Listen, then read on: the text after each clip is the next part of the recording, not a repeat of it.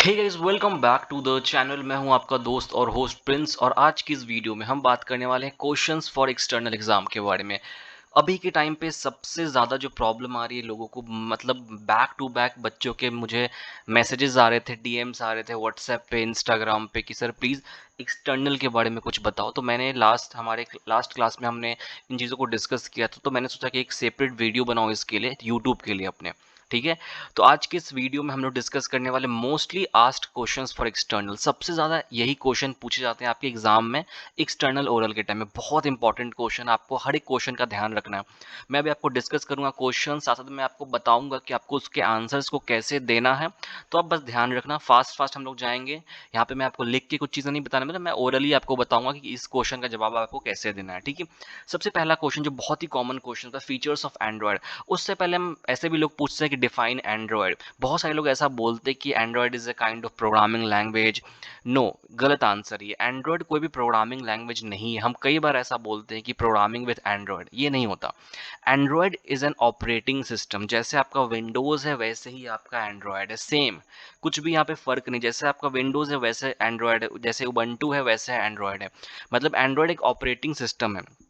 और I don't think operating system का definition आपको बताने की ज़रूरत है। एंड्रॉयड मोस्टली हम लोग कहाँ पे यूज़ करते हैं? अपने फ़ोन्स, टैबलेट में, टेलीविजन्स में, स्मार्ट वॉचेस में, यहाँ पे एंड्रॉयड यूज़ करते हैं। ऐसे क्वेश्चंस आपको पूछे जा सकते हैं कि एंड्रॉयड के एप्लीकेशंस बताओ कि हम कहाँ कहाँ पे यूज़ करते हैं। तो सबसे पहले smartphone, then tablet, then televisions, TV, then smart watches, then बहुत सारे जो एप्लियंसेज हैं, इलेक्ट्रिक एप्लियंसेज जो घर पे, जो स्मार्ट होम में यूज़ होते हैं, वो सारी चीज़ें हम लोग एंड्रॉयड ऑपरेटिंग सिस्टम के साथ यूज़ करते हैं।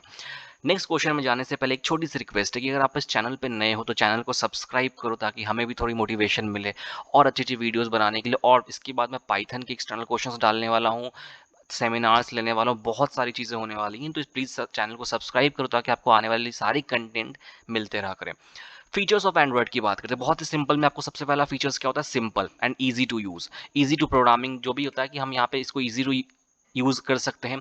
यूज़र फ्रेंडली होता है, रोबस्ट फीचर होता है हमारा। काफ़ी ज़्यादा बड़ा यूज़र बेस है इसका एंड्रॉयड का, लार्ज डेवलपर कम्युनिटी होती है इसकी। और सबसे बड़ा फीचर, सबसे इंपॉर्टेंट, कि ये ओपन सोर्स होता है। ये चार पांच फीचर्स आपको ध्यान में रखने हैं। डिफाइन, दूसरा क्वेश्चन हमारा, डिफाइन ओ एच ए। सबसे पहले इसका फुल फॉर्म आपको पता होना चाहिए। ओ एच ए का फुल फॉर्म होता है ओपन हैंडसेट एलियंस। बहुत सारे लोग यहाँ पे कंफ्यूज होते हैं ओएचए में। इंटरनेट पे अलग अलग टाइप के डेफिनेशंस लिखे होते हैं। आपको जब एग्जामिनर आपसे पूछता है कि ओएचए का मतलब क्या होता है, ओएचए का फुल फॉर्म क्या होता है, ओएचए को डिफाइन करो, तो सिंपल आपको ऐसे बताना है कि OHA stands for open handset aliens.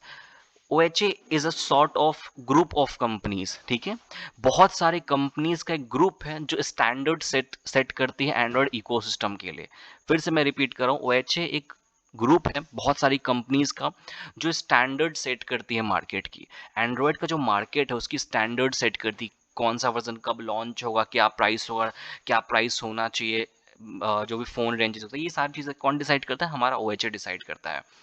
उसके बाद तीसरा question, platform to develop Android application. दो प्लेटफॉर्म मेजर होते हैं, इक्लिप्स होता है और एंड्रॉयड स्टूडियो होता है। हमें जो एमएसबीटी में पढ़ना है उसका नाम क्या है? एंड्रॉयड स्टूडियो, जिस पे हम लोग ऑलरेडी काम कर रहे हैं। इसके बाद difference between XML file and Java file. देखो, एक बार मैं फिर से आपको बता रहा हूँ, जब भी आपसे ओरल क्वेश्चन पूछता है तो आपको प्रॉम्प्ट रहना है और सही आंसर कम टाइम में देना है। ठीक है।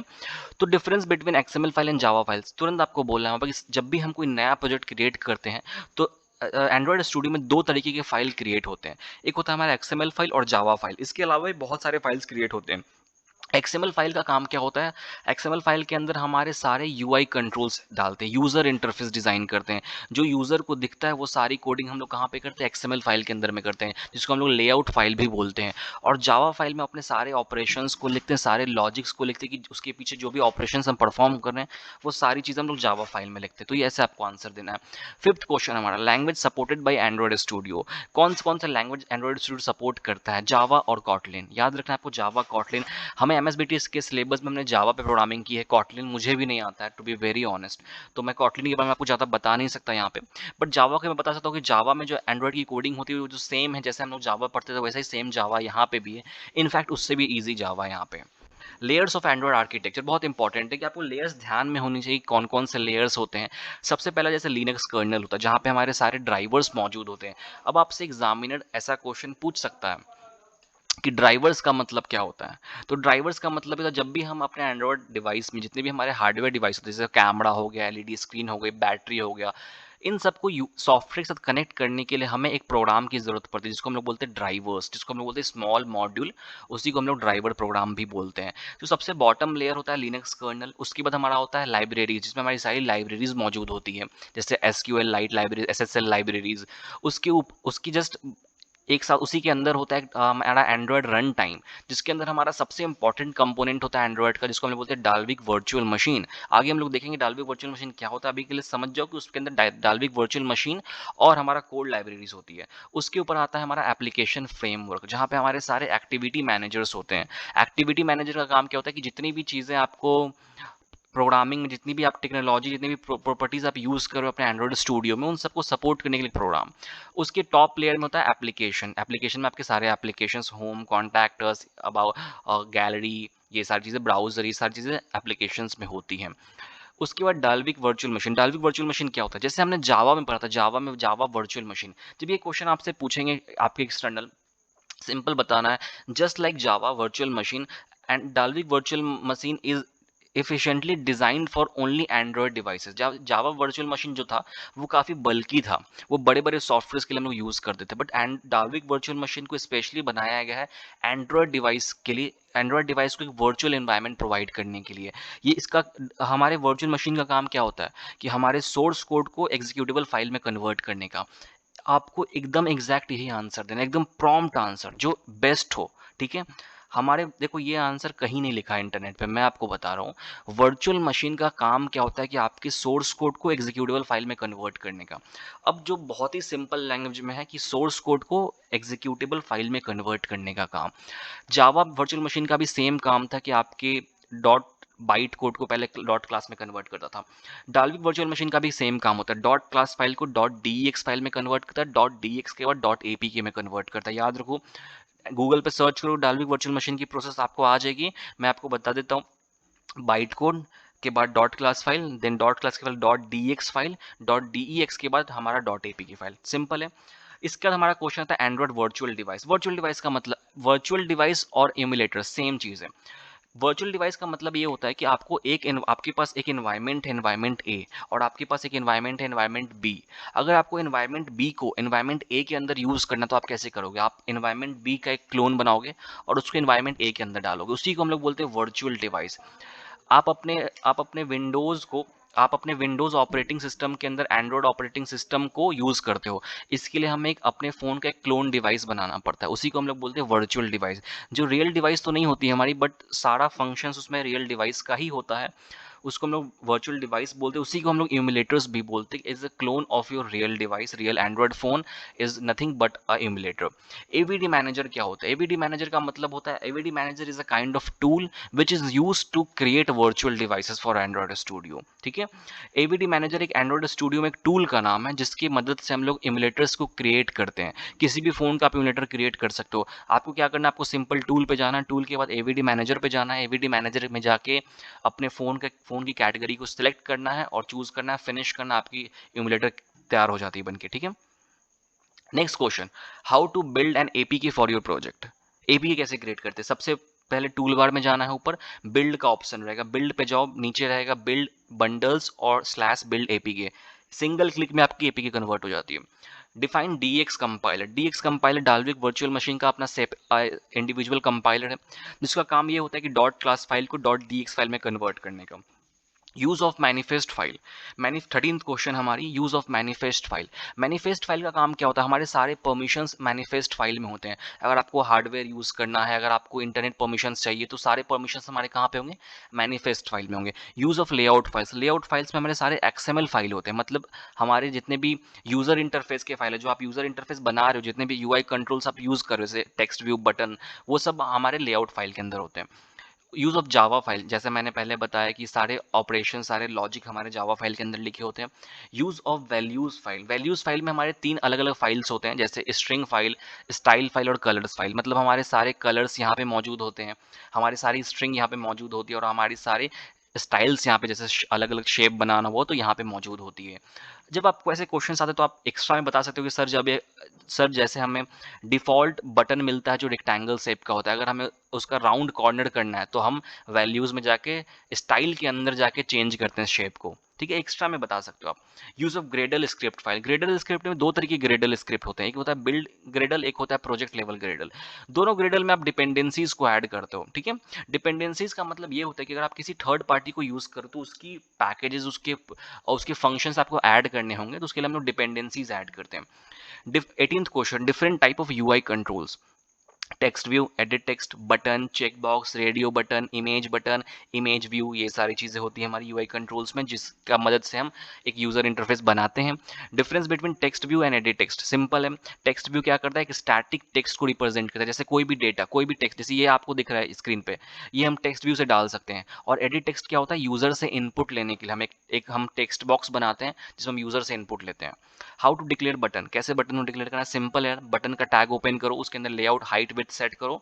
मैं अभी आपको एंड्रॉइड स्टूडियो की चीज़ें नहीं बता रहा हूँ, मैं आपको थियोरेटिकल बता रहा हूँ। बटन के टैग को ओपन करो और लेआउट, हाइट, विड्थ ये सब डाल दो, बटन क्रिएट हो जाएगा। सिंटैक्स अगर पूछेंगे तो कॉपी पे लिख के बता देना उनको। How to cast UI controls, cast का मतलब क्या होता है कि आपने जो भी एक्सएमएल फाइल में जो भी यूआई कंट्रोल्स को बनाया है, जैसे text view, edit text, buttons, उसको आप जावा फाइल में कैसे कॉल करते हो। सिंपल है, जावा फाइल में सबसे ऊपर में जाके क्या करते हैं हम लोग, उसका क्लास डिक्लेयर करते हैं। जैसे हमारा टेक्स्ट व्यू, तो हम सबसे पहले क्या लिखेंगे, टेक्स्ट व्यू लिखेंगे और फिर उसका ऑब्जेक्ट बनाएंगे। ऑब्जेक्ट बनाने के बाद उसको कॉल कैसे करेंगे, ऑब्जेक्ट का नाम equals to find view by ID के अंदर r.id.id का नाम, फिर से बता रहा हूँ, object name equals to find view by ID, find view by ID function का यूज करेंगे, देन उसके अंदर r.id. जो भी आईडी का नाम आपने सेट किया है, ठीक है। What is click listener, listener का काम क्या होता है, कोई भी ऑपरेशन परफॉर्म करना, जो ऑपरेशन आपने एग्जीक्यूटेबल कोड के अंदर डाली है, ठीक है, हम कोई भी ऑपरेशन परफॉर्म करते, कुछ भी लॉजिक लिखते, कोई भी कंडीशंस डालते हैं, तो अगर हमने क्लिक लिसनर सेट किया है, उसका मतलब ये होता है कि अगर वो कंडीशन करेक्ट होगी, वो कंडीशन मैच करेगी डिजायरेबल सिचुएशन से, तो वो ऑपरेशन परफॉर्म होगा, वो कोड परफॉर्म होगा, उसको हम बोलते हैं क्लिक लिसनर। हम यहाँ पे मैक्सिमम टाइम आप कहाँ पे यूज करते हैं, बटन पे, जैसे हम लोग बटन पे डालते थे button dot set on click listener, मतलब क्या था कि जैसे हम लोग बटन पे क्लिक करेंगे तो उसके जो अंदर की जो लॉजिक होगी, क्लिक लिसनर की जो अंदर की लॉजिक होगी वो परफॉर्म हो। जैसे हम लोग जनरली इंटेंट को कॉल करते थे कि button dot set on click listener के अंदर इंटेंट, तो ये पेज से दूसरे पेज पे स्विच करने के लिए। 23rd क्वेश्चन हमारा इंटेंट, इंटेंट क्या होता है, intent basically message passing technique है, जिसका यूज होता है मैसेज पासिंग में, एक एक्टिविटी से दूसरी एक्टिविटी में, एक सर्विस से दूसरी सर्विस, एक ब्रॉडकास्ट से दूसरे ब्रॉडकास्ट। याद रखो, intent is use to pass the message from one activity to another, one service to another, one broadcast to another. Intent का मैक्सिमम टाइम हम कहाँ पे यूज करते थे, एक्टिविटी चेंजेस में, ठीक है, एक्टिविटी में, जैसे हमें एक एक्टिविटी से दूसरी एक्टिविटी में जाना है तो हम इंटेंट का यूज करते थे। 25th question, syntax of intent, क्या होता था सिंटेक्स ऑफ इंटेंट का मतलब, कैसे हम लोग डालते थे, इंटेंट, इंटेंट का ऑब्जेक्ट, सबसे पहले आपको इंटेंट लिखना है, इंटेंट, इंटेंट का object equals to new intent, और न्यू इंटेंट के अंदर इंटेंट में 2 पैरामीटर्स पास होते हैं। एग्जामिनर आपसे ऐसे क्वेश्चंस पूछ सकता है कि इंटेंट के अंदर 2 पैरामीटर्स पास होते हैं, कौन से 2 पैरामीटर्स होते हैं। सबसे पहला पैरामीटर हमारा कौन सा होता है, जिस पेज पे आप काम करो, सोर्स पेज आपका, ठीक है, सोर्स पेज में हम हमेशा डॉट दिस का यूज करते हैं, और जो डेस्टिनेशन पेज होता है, जिस पेज पे आपको भेजना है, उसमें हम लोग डॉट क्लास का यूज करते हैं, ठीक है। इंटेंट, इंटेंट का object equals to new intent, सबसे पहला पैरामीटर हमारा को जिस पेज से आपको भेजना है, सपोज को मेन एक्टिविटी है तो main activity dot this, comma, और जिस पेज पे आपको भेजना है, सपोज करो होम पेज पे भेजना है, होम पेज डॉट क्लास, ठीक है। लेआउट, लेआउट क्या होता है, बेसिकली लेआउट हमारे स्क्रीन अरेंजमेंट को बोलते हैं, कि आपकी स्क्रीन के अंदर जो यूआई एलिमेंट्स हैं वो किस तरीके से अरेंज हैं, उनको हम लोग बोलते हैं लेआउट करना, ठीक है। हो सकता है आपकी जो ऐप है उसमें डिफरेंट डिफरेंट डिमांड होगा कि आपको इस तरीके से डिज़ाइन करना, इस तरीके से डिज़ाइन करना, हर एक ऐप की अपनी एक स्पेसिफिक प्रॉपर्टी होती है, तो बहुत सारे तरीके के लेआउट होते हैं हमारे पास। नेम एनी 4 लेआउट्स, कोई भी 4 लेआउट्स का नाम बताओ, जैसे लीनियर लेआउट हो गया, टेबल लेआउट हो गया, रिलेटिव लेआउट हो गया, फ्रेम लेआउट हो गया, ये सारी चीज़ें लेआउट्स होते हैं। लीनियर लेआउट क्यों यूज़ करते हैं हम लोग, ताकि हम उसको एक लीनियर फॉर्म में एक लाइन में डाल सके, हॉरिजॉन्टल या vertical. Table layout, rows and columns. Frame layout अगर आपको सिंगल एलिमेंट यूज करना है तो, ठीक है। What is toast, 28th question, what is toast, toast क्या होता है, टोस्ट बेसिकली एक मैसेज को शो करने के लिए, फ्लैश करने के लिए हम लोग यूज करते हैं शॉर्ट पीरियड ऑफ टाइम के लिए। अगर आपको कोई मैसेज दिखाना है शॉर्ट पीरियड ऑफ टाइम के लिए, मतलब वो हमेशा वहां पे फिक्स नहीं हुआ, वो मैसेज दिखेगा वापस गायब हो जाएगा, तो हम लोग टोस्ट का यूज करते हैं। Syntax of toast, toast dot make text function का नाम है जो टेक्स्ट को बनाता है। गेट एप्लीकेशन कॉन्टेक्स्ट फंक्शन है। हेलो जावा पॉइंट मतलब ये क्या है, आपका ये मैसेज प्रिंट होके आएगा। उसका टोस्ट डॉट लेंथ शॉर्ट मतलब क्या, ये इंटेंट काइंड ऑफ इंटेंट है कि लेंथ शॉर्ट मतलब कम टाइम, हमारा लेंथ जो है टोस्ट का वो शॉर्ट है काफ़ी, इसलिए हमने शॉर्ट का यूज़ किया। डॉट शो मतलब शो करेगा, वो फंक्शन कॉल करेगा तो आपका टोस्ट आपको दिखेगा। डिफाइन एक्टिविटी, एक्टिविटी क्या होता है, कोई भी हमारी सिंगल स्क्रीन को हम एक्टिविटी बोलते हैं। यहाँ पे आप एंड्रॉयड ऐप खोलते हो, कोई भी ऐप जो आपको ऐप सिंगल स्क्रीन दिखती है हम उसको बोलते हैं एक्टिविटी, मतलब आपकी जो यूजर इंटरफेस है उसको बेसिकली एक्टिविटी बोलते हैं। डिफाइन सर्विस, सर्विस क्या होता है हमारा, देखो सर्विस का सिंपल सा डेफिनेशन है कि जब भी हम कोई एंड्रॉयड ऐप बनाते हैं तो उसके पीछे कुछ ना कुछ ऑपरेशंस परफॉर्म होते रहता है, उसको हम लोग सर्विस बोलते हैं। बैकएंड में जो ऑपरेशन परफॉर्म होता है उसको हम लोग सर्विस बोलते हैं सिंपल में।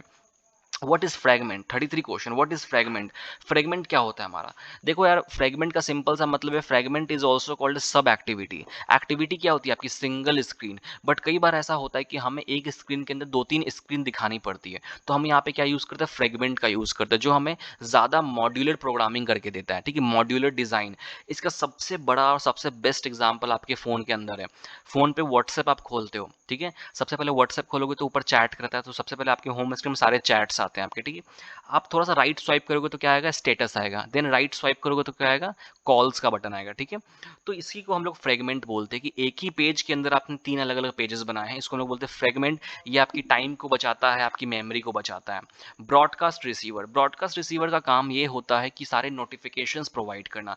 अगर आपकी बैटरी फुल चार्ज है तो आपको नोटिफिकेशन आता है, अगर आपकी सिस्टम अपडेट मांगती है तो आपको नोटिफिकेशन आता है, अगर कोई दूसरे ऐप को अपडेट चाहिए वो ऐप की अपडेट आपको नोटिफिकेशन आती है, किसी दूसरे ऐप में कुछ नई चीज़ें लॉन्च की उसके लिए आपको नोटिफिकेशन आती है। इन सब नोटिफिकेशन का काम कौन करता है, ब्रॉडकास्ट रिसीवर। उसके बाद आता है हमारा 35 question, content provider. Content provider काम क्या होता है, कंटेंट प्रोवाइड करना, बेसिक सा मतलब है कंटेंट प्रोवाइड करना। अब यूजर को ये कंटेंट तीन तरीके से प्रोवाइड कर सकता है। सबसे पहला तरीका है इंटरनेट से, अगर आपको इंटरनेट से कुछ चीज़ें उठानी है अपने एंड्रॉयड ऐप में तो आप कंटेंट प्रोवाइडर का यूज़ करोगे। अगर आपको लोकल फाइल से कुछ चीज़ दिखानी है लोकल डेटाबेस से तो आप कंटेंट प्रोवाइडर का यूज़ करोगे, या फिर आपको अगर अपने डेटाबेस से दिखाना है कुछ तो आप कंटेंट प्रोवाइडर का यूज़ करोगे। तो बेसिकली जो कंटेंट प्रोवाइडर का वर्ड है वो क्या है कि आपके कंटेंट को ये प्रोवाइड करके देता है। इसके बाद 36 question, platform for app deployment. कौन कौन से प्लेटफॉर्म हो सकते हैं, जैसे गूगल प्ले स्टोर, अमेजन, ये सब चीज़ें होती हैं। Define directory structure, directory structure क्या होता है हमारा, डायरेक्टरी स्ट्रक्चर बेसिकली जब भी आप एंड्रॉइड स्टूडियो को स्टार्ट करते हो तो बहुत सारे फोल्डर्स पहले से बने होते हैं। जैसे सबसे पहला फोल्डर मैनिफेस्ट फाइल का, मैनिफेस्ट फाइल के अंदर हमारे मैनिफेस्ट फाइल होते हैं जिसमें हम लोग सारे अपने परमिशन के कोड को डालते हैं। देन उसके बाद हमारा होता है जावा फाइल, जावा फाइल के अंदर हमारे सारे जावा के फाइल्स कोडिंग होती है। देन हमारा रिसोर्स फाइल होता है, रिसोर्स फाइल के अंदर हमारे सारे लेआउट फाइल होते हैं। जितने भी लेआउट के और इमेज के फाइल होते हैं वो सारे ड्रॉएबल फाइल सारे हमारे रिसोर्स के अंदर होते हैं। देन हमारा ग्रेडल स्क्रिप्ट्स होता है जो जिसके अंदर सारे हम डिपेंडेंसीज ऐड करते हैं, हम इसको बोलते हैं डायरेक्टरी स्ट्रक्चर, ठीक है। तो इतने क्वेश्चंस काफ़ी ज़्यादा इंपॉर्टेंट है एंड्रॉयड के एक्सटर्नल प्रैक्टिकल के लिए। मैं एक बार थोड़ा पॉज करता हूँ इसको यहाँ पे, आप एक बार स्क्रीनशॉट ले लो इसका ताकि आपके पास क्वेश्चंस रहे, ठीक है। मैं 2 मिनट के लिए रुक रहा हूँ पहले, ठीक है। इतने क्वेश्चंस का सबने स्क्रीनशॉट ले लिया, फिर मैं नीचे करता हूँ,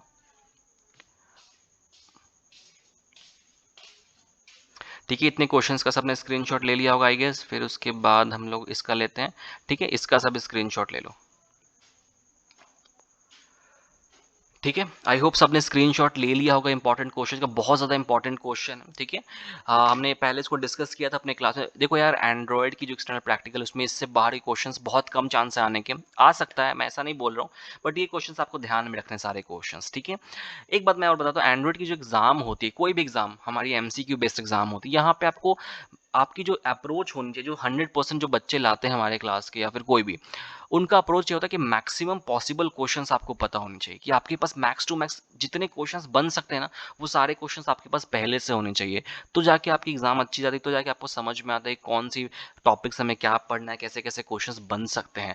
इन सब चीज़ों के लिए हमारे पास एमसीक्यू बुक्स आती है, जो एमसीक्यू बुक्स में जिस एमसीक्यू बुक्स में आपको 600-700 क्वेश्चन है हर एक सब्जेक्ट के, वो अगर किसी को लेना है परचेज करना है तो वो डिस्क्रिप्शन में मैं अपना नंबर डाल दूंगा व्हाट्सएप, आप वहाँ पे मुझसे वो एमसीक्यू बुक की इंक्वायरी कर सकते हो। हर साल एग्जाम में हमारे एमसीक्यू बुक से बहुत सारे क्वेश्चंस आते हैं तो आप वो ले सकते हो, आपको बहुत ज़्यादा बेनिफिट प्रोवाइड करेगा वो। ओके, इस वीडियो में इतनी चीज़ें पढ़नी थी हमें। अगर आप इस चैनल पे नए हो तो चैनल को सब्सक्राइब करना मत भूलना, बहुत इंपॉर्टेंट कंटेंट आने वाला है एमएसबीटी से। और अपने फ्रेंड के साथ प्लीज़ शेयर करो चैनल को ताकि और हमारी यूज़र बेस बढ़े। Thank you so much for watching this video. Have a good day.